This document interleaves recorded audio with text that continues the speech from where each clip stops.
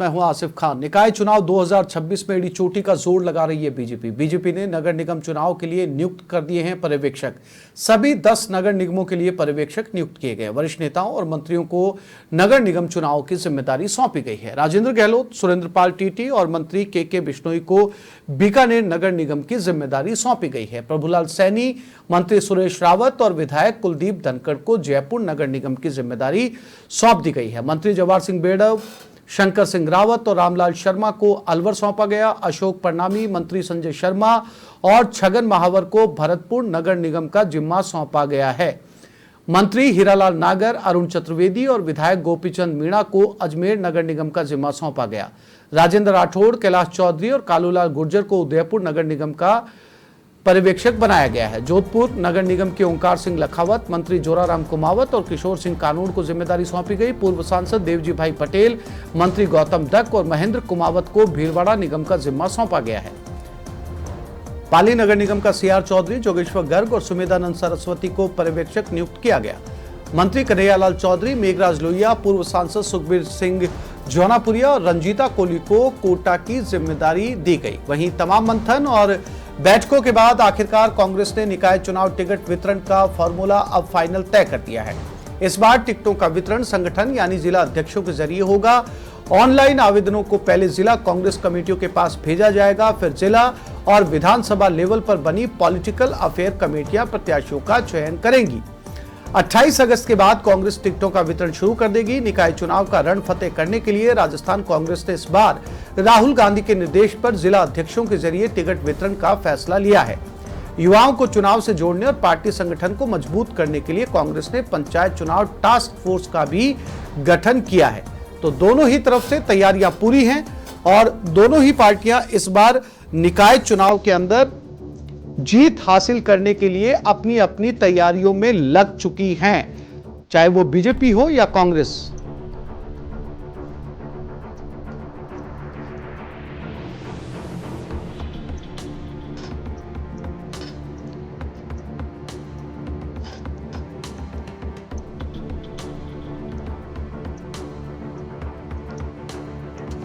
तो ये तमाम वो बड़े नाम हैं निकाय चुनाव 2026 के अंतर्गत, जिसमें सभी बड़े नाम जो मंत्री भी हैं, विधायक भी हैं, उन्हें अलग अलग जोन सौंपा गया है ताकि वो वहां पर पहुंचे, लोगों से बात करें, वहां की समस्याओं को जानें और निकाय चुनाव के अंदर अपनी पार्टी का परचम फहराएं। दूसरी तरफ कांग्रेस ने भी अपनी तैयारियां पूरी कर ली हैं। अब ऐसे में देखना यह होगा कि नतीजे किस ओर जाते हैं, लेकिन तैयारियां पूरी हैं। किस तरीके से टिकट वितरण किए जाएंगे, क्या उन्होंने खाका तय किया है, क्या पैरामीटर्स हैं, इसको लेकर बीजेपी ने नगर निगम चुनाव के लिए अपने पर्यवेक्षक नियुक्त किए हैं। अब बैठकों का दौर शुरू होगा। सभी अपने अपने इलाके की तरफ या क्षेत्र की तरफ जो है वो रवाना हो चुके हैं। टिकट वितरण का फॉर्मूला भी फाइनल हो चुका है कांग्रेस की तरफ से। अब जिला अध्यक्ष तय करेंगे टिकटों का वितरण। जिला अध्यक्ष ग्राउंड रियलिटी के आधार पर यह तय करेंगे कि टिकट किसे दिया जाए। ऑनलाइन आवेदनों को पहले जिला कांग्रेस कमेटियों के पास भेजा जाएगा।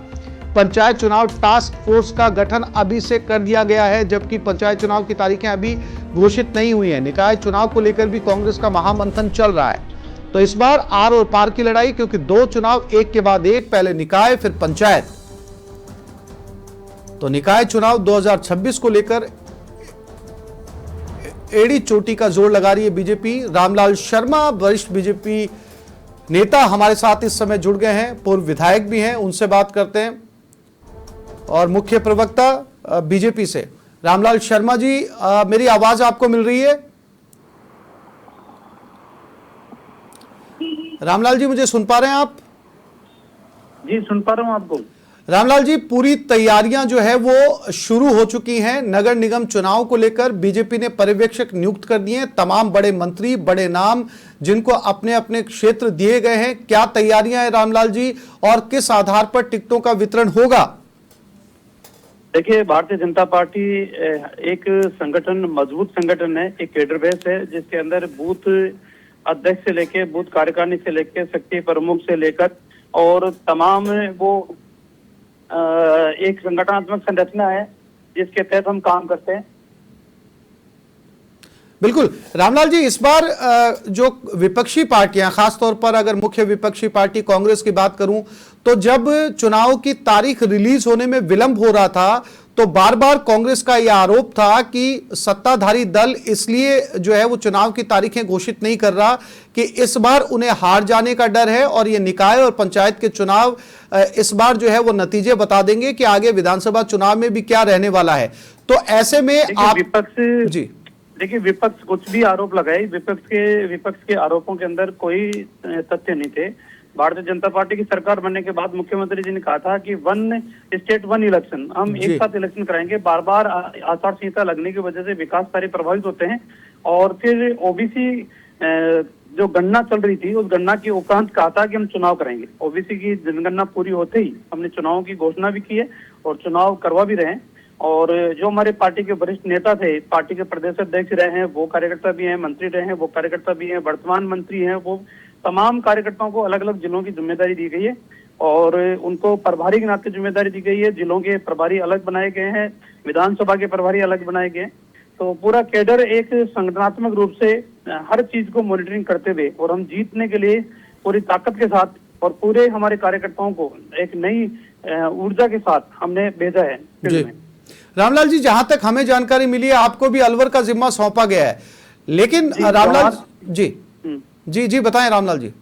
मैं ये कह रहा था, अलवर का जिला मुझे शंकर सिंह जी राजपुरोहित और जवाहर सिंह जी बेडम तीनों को दिया है और अलवर के अंदर हम संगठनात्मक बैठ के लेके जिला केडर को हम सक्रिय करेंगे, हमारे मंडलों को सक्रिय करेंगे, नगर पालिका के जो नगर परिषद के जो हमारे जनप्रतिनिधि है उन तमाम को एक मुखी करके और हम पूरी ताकत के साथ चुनाव जीतने के लिए चुनाव मैदान जा रहे हैं। रामलाल जी, मैं ज्यादा एक और जो है वो सवाल आपसे पूछना चाहूंगा। हालांकि सभी बड़े नाम, चाहे वो राजेंद्र सिंह राठौड़ हो, जवाहर सिंह बेडम हो, शंकर सिंह रावत हो, अशोक परनामी हो, ये तमाम बड़े नाम अलग अलग क्षेत्र के अंदर जो है पर्यवेक्षक की भूमिका निभाएंगे। लेकिन रामलाल जी, आपको लगता है कि किसी खास इलाके के अंदर या ऐसी चुनौती है आपके लिए जहां पर जो है वो निकाय चुनाव आपके लिए जो है निकालना बड़ा मुश्किल होगा, वहां पर आप ज्यादा तैयारी कर रहे हैं? देखिए, ऐसा कोई इलाका नहीं है जहां हमारे लिए चुनौती हो, लेकिन हाँ ये बात सही है कि हम हर चुनाव को पूरी गंभीरता के साथ, पूरी ताकत के साथ लड़ेंगे। कोई इलाका हम ये मान के चले कि ये आसान है, इजी है, यहाँ मतदाता और लोगों की भावनाएं हमारे साथ जुड़ी हुई है, हम वहाँ लापरवाही करें, लापरवाही कतई नहीं करेंगे। पूरी ताकत के साथ और पूरी मजबूती के साथ हम चुनाव मैदान में। रामलाल जी, बहुत शुक्रिया हमारे साथ जुड़ने के लिए, तमाम जानकारी देने के लिए। हमारे साथ इसी खबर पर हमारे दो साथी भी जो है वो लाइव जुड़ गए हैं। अधिराज नरूका हमारे साथ में हैं और सबसे पहले अधिराज आपके पास चलते हैं, फिर हमारे दूसरे साथी भी हमारा इंतजार करेंगे। अधिराज, जैसा कि अभी हम जो है वो बीजेपी के मुख्य प्रवक्ता हैं उनके साथ, रामलाल शर्मा के साथ बात कर रहे थे, सभी बड़े नाम जो हैं वो मैदान में उतार दिए गए हैं। किस तरह की तैयारी है अधिराज, क्योंकि इतने बड़े बड़े नामों को निकाय चुनाव के लिए उतारा गया है तो कहीं ना कहीं लगता है कि बीजेपी पूरी तरीके से गंभीर है, चाहे वो निकाय चुनाव हो चाहे फिर वो पंचायत चुनाव हो। देखिए, ऐसी भी कोई छोटा चुनाव नहीं है, ये सरकार का रिपोर्ट कार्ड तय करने वाला चुनाव है। चूंकि सरकार को 2.5 साल का वक्त हो गया है और ये इससे पहले विधानसभा के उपचुनाव हुए हैं, लेकिन वो सरकार का रिपोर्ट कार्ड तय नहीं माना जाता क्योंकि वो एक क्षेत्र के चुनाव होते हैं। निकाय और पंचायत चुनाव में एक बार फिर से राजस्थान के जो तमाम मतदाता है उनको फिर से मत देने का मौका मिलता है। विधानसभा और लोकसभा चुनाव के बाद में ये उनको मौका मिलता है कि एक बार फिर से राजस्थान के जो तमाम मतदाता है वो एक बार फिर से अपना मतदान करते हैं अपने शहर की सरकार चुनने के लिए, अपने गांव की सरकार चुनने के लिए। लेकिन जब सरकार को 2.5 साल का वक्त हो जाता है तो जब मतदाता मतदान करने जाता है तो मौजूदा सरकार के कामकाज को देखकर वोट करता है और निश्चित तौर पर जब सरकार के पक्ष में, अगर बीजेपी के पक्ष में रिजल्ट आता है तो बीजेपी ये कहेगी कि जनता ने हमारे कामकाज के ऊपर मोहर लगाई है, जनता हमारे सरकार की योजनाओं से खुश है। और सरकार के पक्ष में यानी बीजेपी के पक्ष में रिजल्ट नहीं रहता है तो विपक्ष कांग्रेस से कहने में कामयाब होगी कि ये भारतीय जनता पार्टी की सरकार फेलोर है और इस पर जनता ने मोहर लगा दी है। इसलिए दोनों ही पार्टियों के लिए चुनाव काफी महत्वपूर्ण हो जाता है, चूंकि 2.5 साल के वक्त में अब एक तरफ विपक्ष जब आपकी नाकामियों को गिनाने की कोशिश कर रही है और दूसरी तरफ आप लगातार ये कहते हैं कि 2.5 साल में अभूतपूर्व काम हुए, जितने कांग्रेस के सरकार के 5 साल में नहीं हुआ वो हमने 2 साल में करके दिखाए हैं। तो अब ये पूरा जो इसका निचोड़ है, इसका रिजल्ट है, वो जनता तय करेगी। इसलिए भारतीय जनता पार्टी चाहती है कि किसी भी तरीके से निकाय और पंचायत चुनाव का परिणाम उनके पक्ष में हो और इसीलिए खुद मुख्यमंत्री सत्ता और संगठन पूरे एक तालमेल के साथ मिलकर इस चुनाव में लगे हैं। और ना सिर्फ राजस्थान की सरकार और बीजेपी का संगठन, बल्कि दिल्ली जो राष्ट्रीय नेतृत्व है वो भी काफी गंभीर है। और यही कारण है आसिफ कि पहली बार ऐसा देखने को मिला कि निकाय चुनाव में बीजेपी ने दिल्ली से प्रभारी और सह प्रभारी लगाए। 7 नेताओं को जिम्मेदारी दी। हरीश द्विवेदी जो सांसद है, पूर्व सांसद, उनको प्रभारी लगाया। दिल्ली के एक मंत्री हैं, उनको सह प्रभारी लगाया। महाराष्ट्र के एक मंत्री, उनको सह प्रभारी लगाया। और 2-3 ऐसे सांसद हैं जिनको सह प्रभारी की जिम्मेदारी दी। उनको अलग अलग संभागों की जिम्मेदारी दी है ताकि वो निकाय चुनाव को संपन्न कराएं। कहाँ खामियां हैं,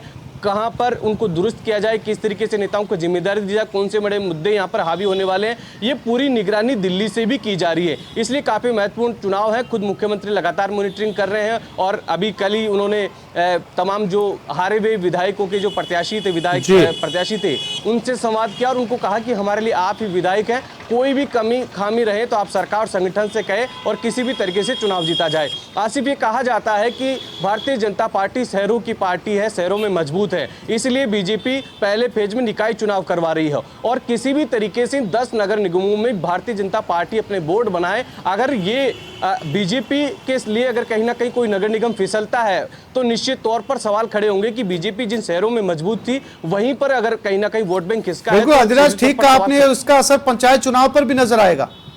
जी, और यही कारण है आसिफ की जो लंबे समय से भारतीय जनता पार्टी की राजनीति कर रहे हैं, जो राजस्थान की सियासत में रमे बसे हैं, जिन्होंने कई चुनाव लड़े हैं, कई चुनाव लड़वाए हैं, ऐसे रणनीतिकार राजेंद्र राठौड़ जैसे, अशोक परनामी जैसे, ये जो बड़े रणनीतिकार हैं, उनको भी इस निगम के चुनावों में मैदान में उतार दिया गया है। और ऐसे वरिष्ठ नेताओं को, वरिष्ठ नेता, मंत्री, विधायकों को, इनको अलग अलग नगर निगमों की जिम्मेदारी दी गई है ताकि वहां पर किसी भी तरीके से बीजेपी का बोर्ड बनाया जाए और एक परसेप्शन तैयार किया जाए कि भारतीय जनता पार्टी की हवा राजस्थान में बरकरार है, राजस्थान की जनता भारतीय जनता पार्टी के साथ है। इसलिए तमाम नगर पालिकाओं के प्रभारी नियुक्त किए गए हैं। और मुख्य तौर पर नगर निगम, क्योंकि नगर निगम की बात की जाए तो ये जो 10 नगर निगम है, ये राजस्थान की विधानसभा की 15 से 20% सीटों को कवर करते हैं। अगर आप इनको जीते तो निश्चित तौर पर मैसेज आएगा कि 40 सीट तो आप वैसे ही विधानसभा चुनाव जीत जाएंगे। इसलिए वरिष्ठ नेताओं को नगर निगमों की जिम्मेदारी दी है। वहां पर प्रत्याशियों को तय करेंगे, वहां के मुद्दे किस तरीके से रहेंगे, वहां की स्थानीय इकाई को एकजुट करेंगे। मैं फिर से लौटूंगा आपके पास में।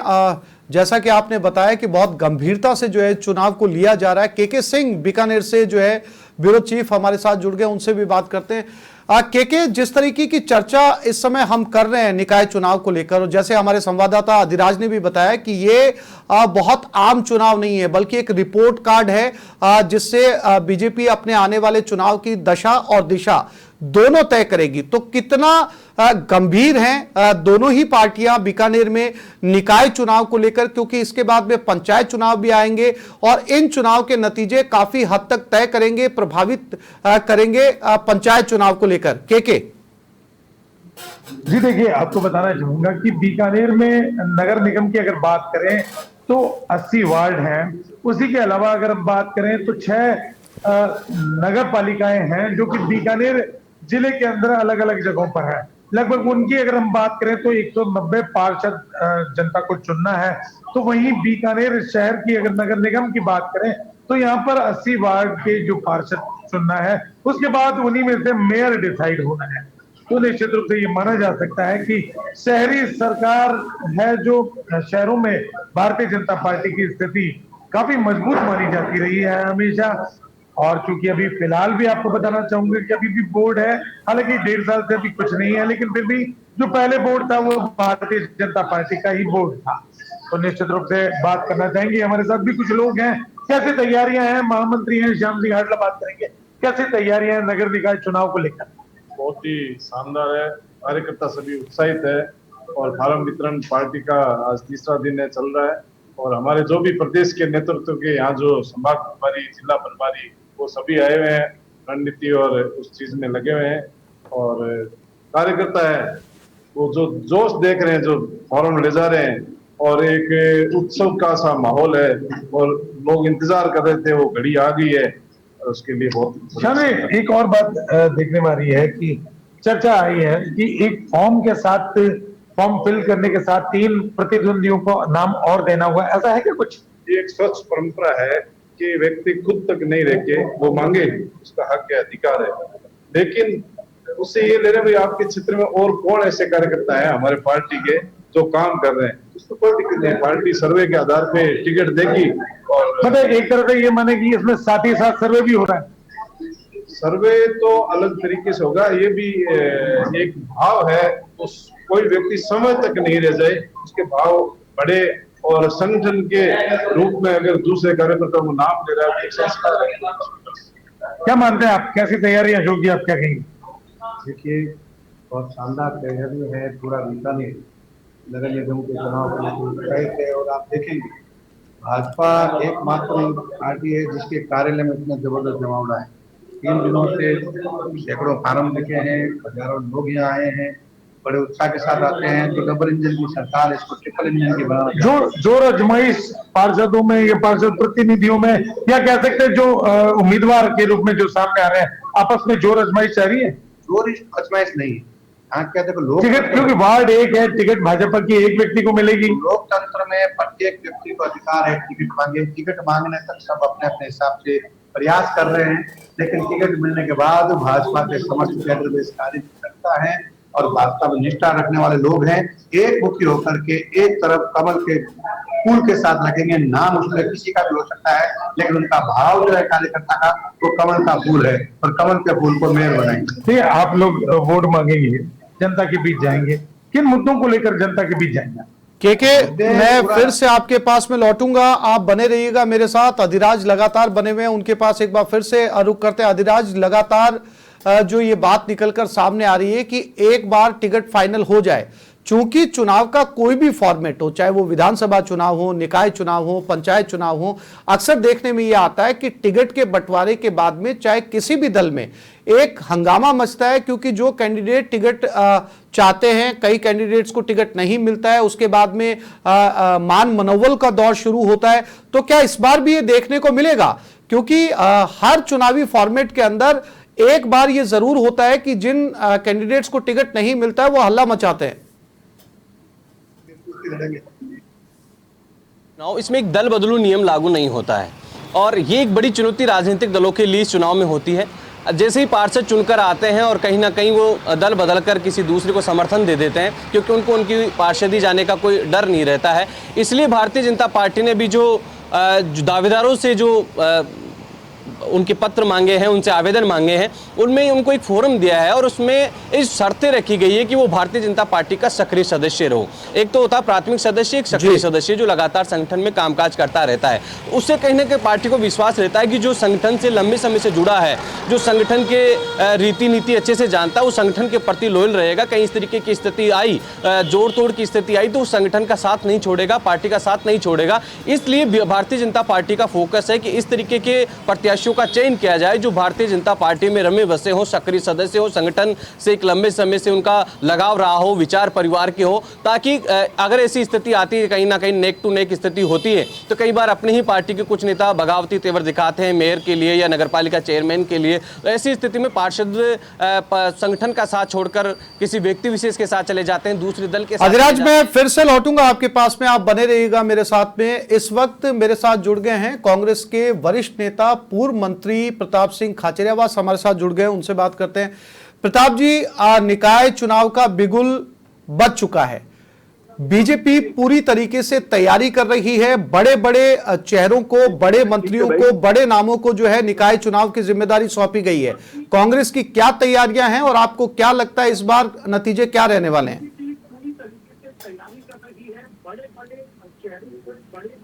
प्रताप जी, मेरी आवाज मिल रही है आपको? आ रही है आपकी आवाज? जी जी। देखिए, जहां तक कांग्रेस की तैयारी का सवाल है, आप ये मान के चलना, बीजेपी ने कांग्रेस के लिए तैयारी की है पूरी। बीजेपी ने विधानसभा चुनाव से पहले जो वादे किए थे, एक भी वादे पर खरी नहीं उतरी।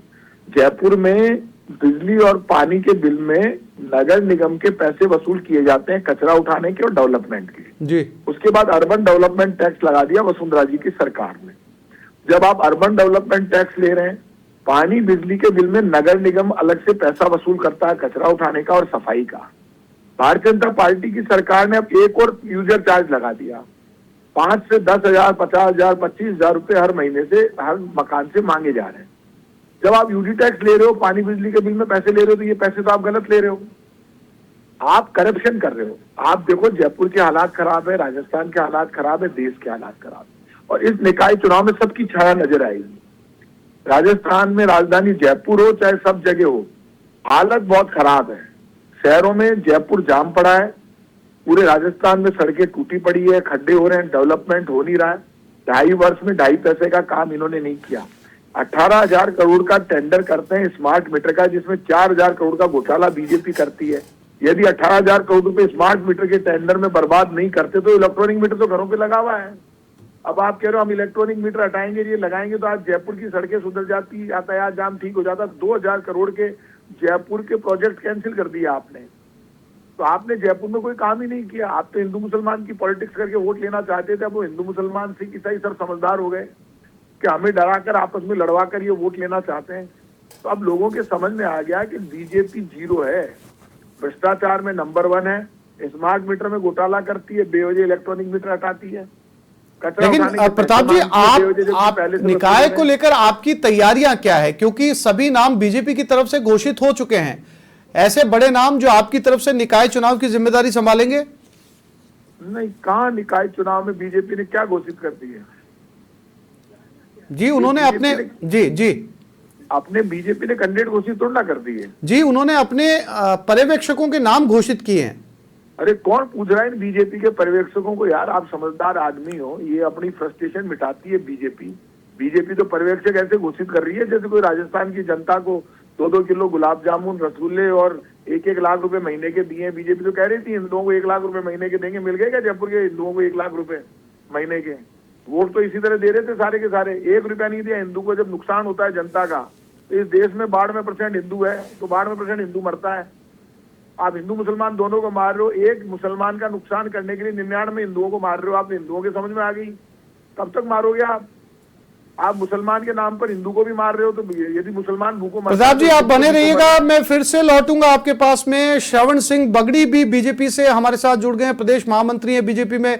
श्रवण जी, तमाम नामों के, बड़े नामों, पर्यवेक्षकों के नामों की आपने घोषणा कर दी है। निकाय चुनाव को लेकर आपकी तैयारियां पूरी हैं। क्या मुद्दे आपके रहने वाले हैं? किस तरीके से टिकटों का वितरण होगा? मैं आपको साथ ही साथ ये भी बता दूं कि हमारे साथ कांग्रेस के पूर्व मंत्री प्रताप सिंह खाचरियावास भी इस समय जुड़े हुए हैं।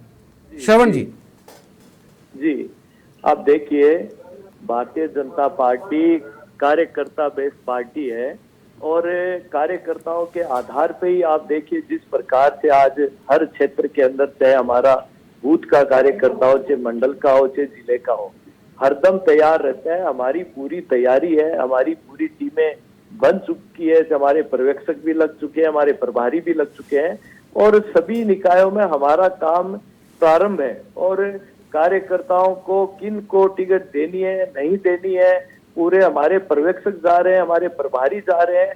और जो प्रक्रिया का जो चैनल है, सभी जगह से, नीचे से, हमारे मंडल से लेके जिले से, सभी हमारे प्रभारी सब तय करके लाएंगे किसको देनी है, कौन संसद के समर्पित कार्यकर्ता है, उनको टिकट मिलेगी। पूरा पैनल बन के प्रदेश आएगा और यहाँ प्रदेश नेतृत्व तय करेगा। लेकिन श्रवण जी, इस समय प्रताप जी लगातार बने हुए, उनका कहना है कि जनता में खासा आक्रोश है। इस बार भले ही पर्यवेक्षकों के नाम घोषित कर दिए जाएं, लेकिन जनता आक्रोशित है। प्रताप जी खुद मौजूद है इस समय। देखिए, प्रताप सिंह जी बिल्कुल मौजूद है, मैं भी सुन भी रहा था उनको। लेकिन भारतीय जनता पार्टी के कार्यकर्ताओं में, जनता में कहीं भी आक्रोश नहीं है पार्टी के प्रति। जनता भारतीय जनता पार्टी के आम जनता और कार्यकर्ता पक्ष में है। और जिस प्रकार से इन चुनाव के अंदर, नगर निकाय के चुनाव में भारतीय जनता पार्टी का कमल खिलेगा, आप भी देखेंगे। क्योंकि पिछले 5 सालों में जिस प्रकार से राजस्थान की जनता त्रस्त रही है और जिस प्रकार धोखे से इनको गुमराह किया गया, जनता समझ चुकी है। प्रताप जी सहमत हैं आप? भारतीय जनता पार्टी के पक्ष में जिस प्रकार से जनता समर्थन कर रही है, वो भी आप देख रहे हैं। प्रताप जी, मेरी आवाज आ रही है आपको? जनता समझ चुकी है, काफी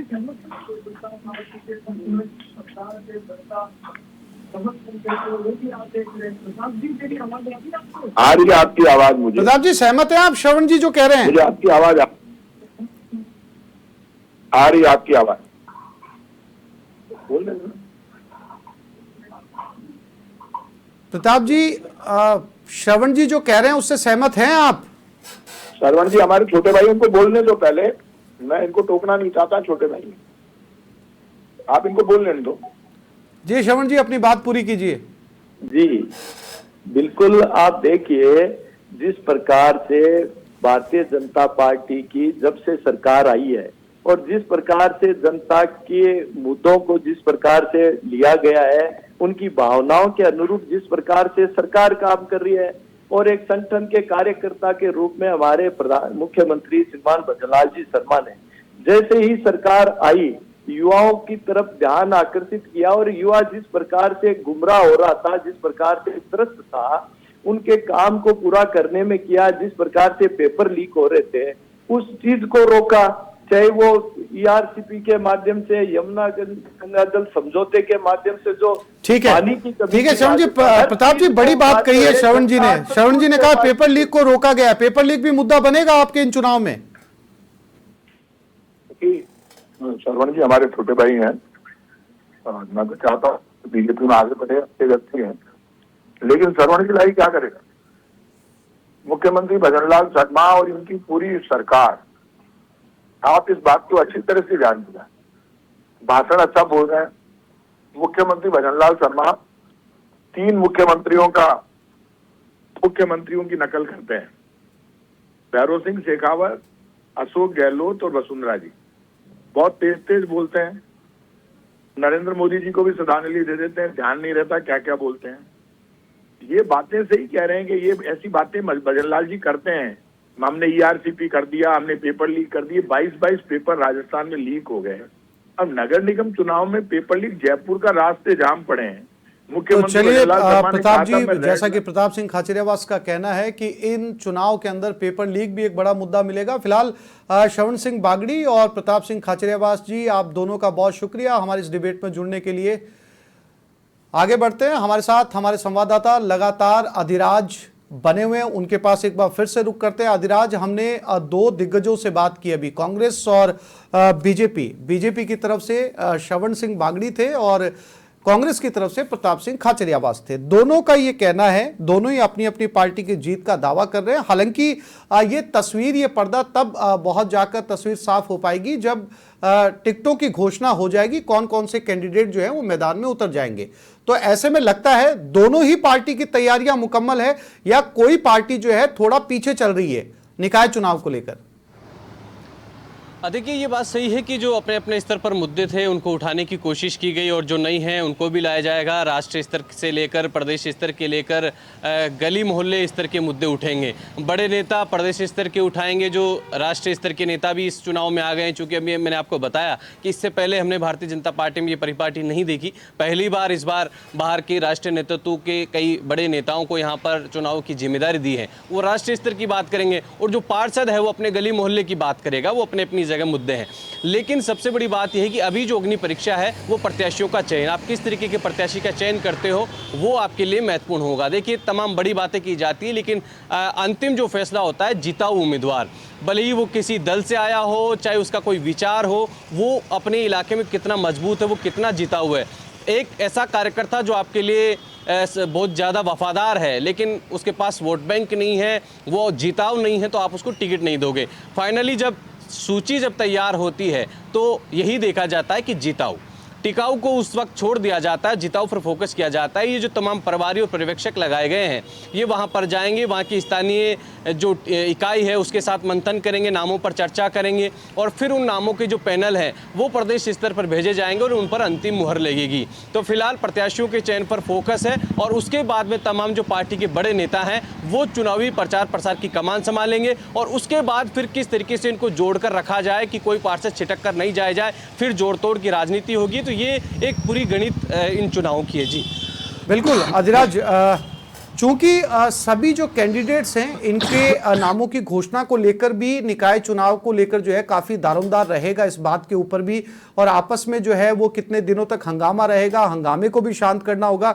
लेकिन सबसे महत्वपूर्ण सवाल ये है अधिराज कि निकाय चुनाव किस तरीके से लड़ा जाएगा, इसके नतीजे क्या होंगे, इसके बाद में पंचायत चुनाव को लेकर जो है वो आम लोगों के बीच में जाया जाएगा। जैसा कि हम सभी जानते हैं कि एक बड़ा वर्ग ये मानता है कि बीजेपी जो है वो शहरों की पार्टी है, इसलिए शहरी निकाय को मजबूत करना इनके लिए जो है वो सबसे महत्वपूर्ण मुद्दा रहेगा, क्योंकि नतीजे अगर शहरी पॉजिटिव आएंगे तब जाकर जो है ग्राम पंचायत के चुनाव लड़े जाएंगे।